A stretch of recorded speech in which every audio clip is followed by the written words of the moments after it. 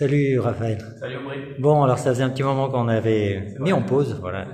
Et alors là justement, tu proposais d'aborder un sujet qui est très complexe en fait, que l'on aborde au tout début avec les élèves et puis après on laisse chacun un peu se débrouiller. C'est le bounce.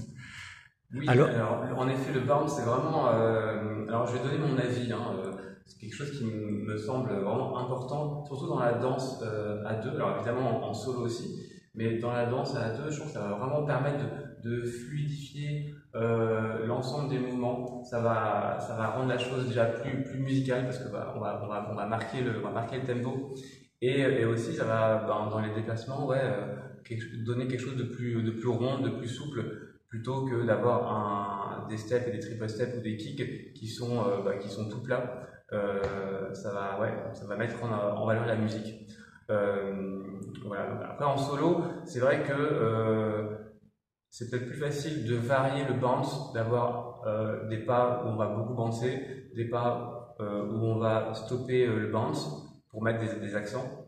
En indie, évidemment, c'est possible aussi, mais ça va peut-être être moins simple à faire à deux.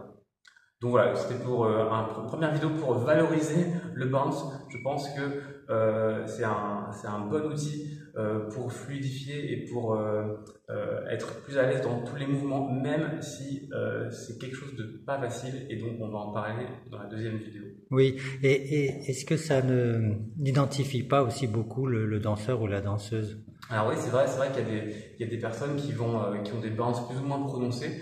C'est pas parce que quelqu'un va moins danser qu'une autre personne qu'elle sera moins douée ou moins forte. Bon, ça c'est vraiment une question de feeling. Et puis il y a des styles de danse aussi un peu en fonction de là où on est.